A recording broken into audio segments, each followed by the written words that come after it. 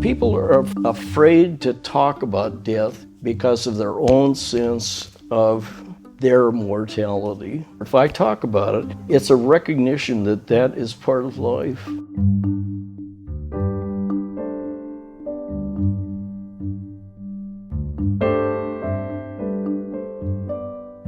I'm Deborah Jarvis, and you're listening to The Final Say. This is the podcast where you can get comfortable talking about death and learn some things about life from people who are dying. In this episode, we'll hear a story about someone's last words and how they were misunderstood. And we'll talk about how grief and joy often walk together hand in hand. And I'll talk about how living your life backward may be just the thing to help you move forward. Today, I'm visiting Bill Bailey. He lives with his wife Laura in a downtown Seattle retirement community. Bill was a pastor for several years, and I guess the law of Moses was not enough for him, so he became a well-respected trial attorney in Seattle. He was diagnosed with Parkinson's 6 years ago. I asked him, what was your first experience with death? The first real experience was when I was contemplating going to divinity school, and I was working in a church in Walla Walla, Washington. I got a call on a Saturday afternoon, and I was working with the youth in the church, that there had been a death of one of the teenagers. He was critically injured. Could I come down to the hospital? And I did. And his parents were there. This young man's parents were in the hall. He was undergoing surgery. A nurse came out and asked me to go into the surgical theater because Charles was about to die, and I represented the perspective of the church. That wouldn't happen today, but I watched him as they tried and tried everything to bring him to life, and he died. And I was then asked if I would not be the first person to go out and tell his mother and father. I think of those people so much, the grief that was there. It was followed up with a memorial within a week. I rode in the hearse as the coffin was in the hearse. And with the driver of the hearse, I introduced myself, and he said, Bill Bailey. Bill Bailey. He said, that explains it. And I said, what do you mean? Charles had crashed into a tree in his car, and he said, I was in the emergency ambulance, and all he kept saying over and over and over was, Bill Bailey, Bill Bailey, Bill Bailey. He said, I thought he was singing the song. Right. So that was my first profound experience, really deep down, profound experience of the yearning in the heart to connect, not to be disenfranchised, but to connect, hanging on with life. So that was my first experience with death. Well, how have your experience with death affected the way you think about your own death? I've been in a group, as you know, Deborah, with persons that are dying. I feel in some respects like an imposter because I don't know that I've got less than 6 months. Yeah. I know that I will die. I'm dying by my loss of memory. And memory, in a sense, is everything that I am. The participants in that group know that deep down. Do you think it's more difficult or better not to know exactly when you're going to die or to have a clue? I like to know. I'm voracious. I love knowledge. I soak it in. And I would much prefer a medical doctor if I were diagnosed with stage 4 cancer, not to give me chemotherapy, not to hold me on and watch me just agonize toward death. Lauren Arnett, he was my best friend. He contracted cancer and ultimately got to the point where they were going to recommend some more hold on to life. And he said, no, I don't want to live the last few days of my life like that. Lauren was such a beautiful person. And the way he chose to live life was with courage, recognizing that he was not immortal. Yeah. I'm finite. I don't want to have further treatment. I want to live joyfully as much as I can. There's something about having a pardon the pun deadline that can help you live more mindfully and intentionally.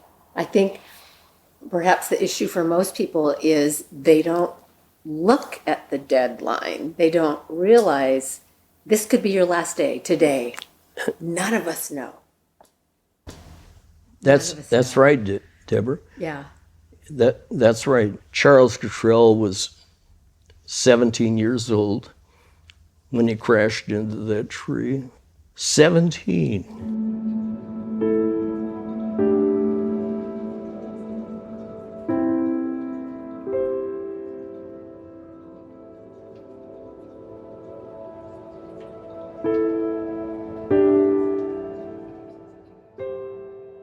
Since Bill said he'd been working with the church youth group, I just assumed that he'd grown up in a church. And so, I asked him, how did you decide to be a minister? How were you called? I almost died with type 1 diabetes. My parents had moved from Portland, Oregon, and the doctor never took a blood test, never took a urine test, diagnosed me with asthma. I went down to 89 pounds. I was same height I am now, and I'm not quite twice that, but 89 pounds, and I was in a coma for a week. My parents took me to Portland, Oregon, and they diagnosed it immediately. And I was told by my mother and father that they told them that they didn't know whether they would be able to keep me alive. I came out of the coma in a week, and I was scared to death. I was scared by death, not too death. I was scared to death, but I was scared by death. And I was in the hospital another 4 weeks getting adjusted to taking insulin shots. And that's when I said to God, if you let me live, I will become a minister.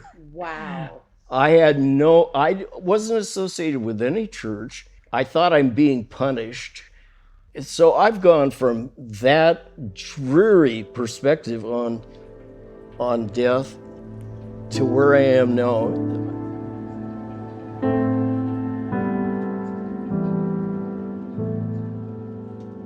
Why do you think it's so hard for people to talk about death, to talk about dying and death? Why is it so hard for us?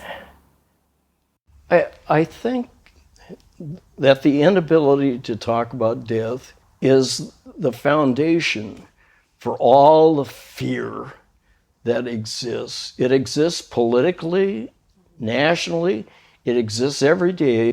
And the response to that is accumulation. We face death with trying to accumulate beauty, to hang on, to hold on, instead of to let go. Deep down, people are afraid to talk about death because of their own sense of their mortality. If I talk about it, it's a recognition that that is part of life. Tell me what's been some of the biggest surprises in your life. getting to know Laura. I knew she was beautiful. I knew she was smart, but I didn't know how truly wise she was. She is one of the most generous people I have ever in my life experienced. She sees good everywhere, even in persons who are angry, disillusioned, politically far apart. Getting to know the depth of Laura was a big surprise. She says she's an introvert by nature. There's a book called Quiet. I wish I'd read that book 40 years ago, because when I was the talker and she wouldn't communicate, I thought. She said, "No, I was reflecting on what you were saying, Bill," instead of spontaneously responding. That was a big surprise. Oh man, I totally get that. I'm a lot like Bill, and thank God for my chaplain training that taught me how to be quiet and listen, how to hold and appreciate the pause, the silent moment.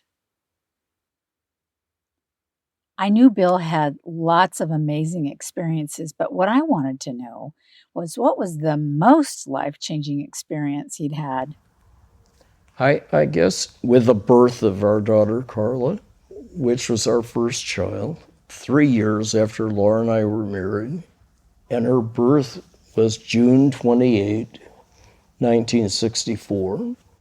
That experience probably is the most life-changing, profound experience, and I've had many, but that one counts number one. I was at home and got a call. The doc said, "I want you to come down to the hospital." I could tell by the tone of his voice that there was something amiss, so something really sad. And I asked, how is Laura? She's just fine. How is Carla? He says, "I'll talk with you when you get here. She's just fine, but I want to share with you." So I went to the hospital and he said, "Your daughter is a person with Down syndrome." And he said, "Some people will tell you, put her in an institution." And he said, "Don't listen to that. Don't even have an inkling of believing death. You take her home and you love her like you would love any child." And the grief that was there in that birth gave me a perspective on life, because that grief still is a part of me. It is a profound part of Laura.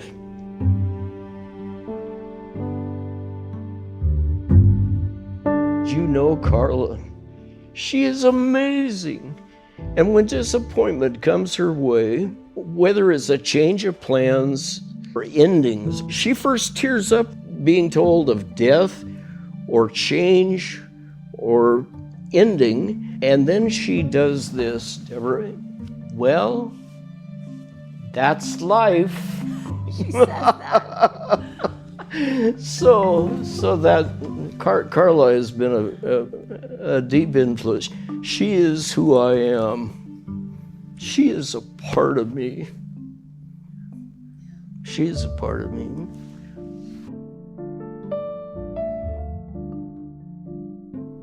When I see her on rhythmic music in the church, to get up and dance with me. That's life. That's life. Be alive. Yes. Celebrate. That's here and now. And I hope that I live life like that. Question for discussion is, where does that that essence of who you are, where does that go? I mean, is there a spirit? Is there some kind of essence or energy that's never lost? So I don't know. What are your thoughts on that? Energy does not end. It is life. And I believe when I die, that I'm going to be part of the molecules of the many, many universes. And in that sense, I will live. I will be part of what I was when I came into existence, and I will be part of essence. I will be part of life. And I live with that joyfully. At the same time, I don't want to say goodbye. Yeah. What if it's like there's this sparkling jewel deep within us, and that is our true essence? And when we die, our minds are gone, our personalities are gone, our bodies are gone, all that's gone. But that jewel, that essence, that energy still remains somehow. I don't know. I like to ponder this. And what do you think about death with dignity? The laws that were passed here in Washington State. I celebrate the fact that this state is one state. I grieve with the fact that that law does not apply to me because of the requirement, which I think is good, that 2 physicians have to diagnose you as going to die within 6 months. I don't know that any more than you know you're going to live 6 months. Right. But I know that I'm dying. I know profoundly. When you think about your own death, and maybe you think about your memorial service, what would you like people to be saying? I want them to say, I hope they say, Bill had such empathy that he made a difference because he cared. I want them to laugh. I don't want at the end of the service that somebody says, is there anybody else here that wants to say something about Bill? And we sit there for another hour and a half listening to people talk about themselves rather than about Bill. I want joy. I want celebration. I want recognition of death as well as an embracement of life. I want us to embrace death. Yes. That it is a gift. I would hate to live forever, and I would not like that. Yeah. And I don't know why, but I just know that I wouldn't like that. Charles Cottrell was 17 years old when he crashed into that tree. 17. Yeah. Here I am. I'll be 79 in October.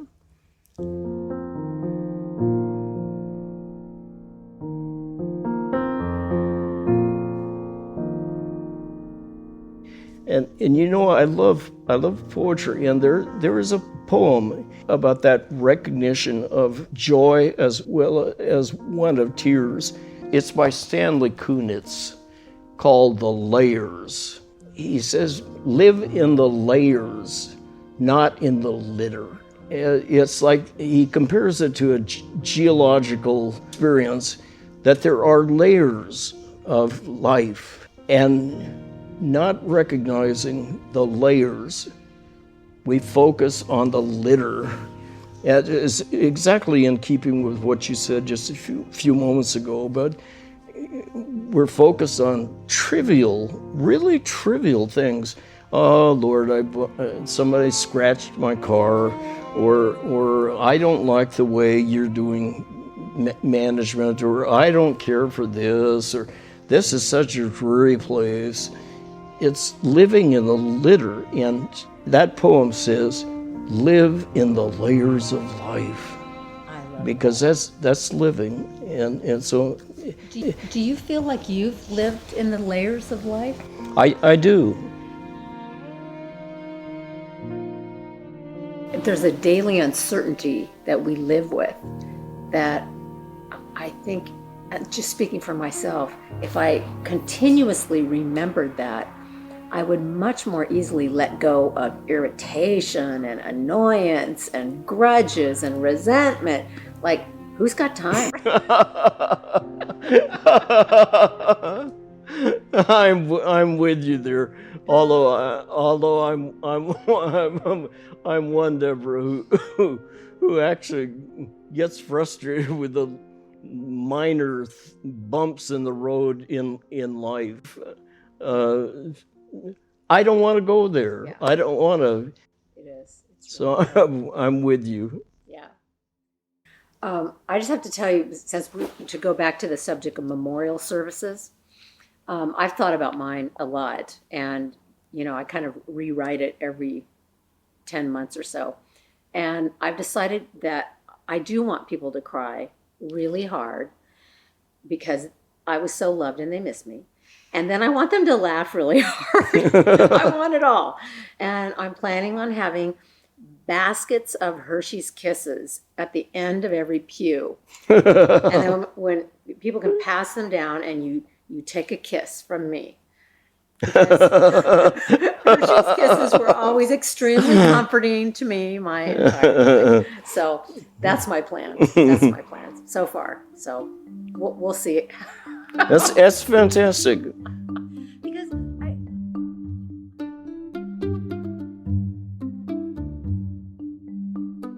Well, here's my final say for today. Thinking about what we'd like people to say about us at our memorial, that's a great exercise. It's kind of a way of living your life backward, but it just might be the way to move forward. So if we ask that question, what would we like people to say about us at our funeral or memorial? And then once we decide what that is, well, then the even more important question is, how can we live right now? Who can we become right now so that people will say what we hope? So I'm thinking about starting a new segment to this podcast called What I Wish I'd Asked, because I really wish I had asked Bill why he left the ministry. This question was bugging me so much that I asked around, and here's what I found out.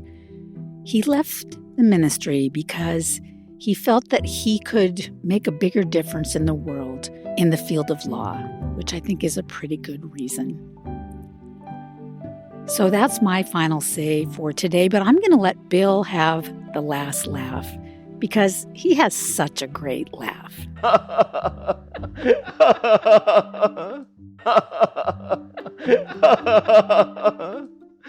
I'm with you there.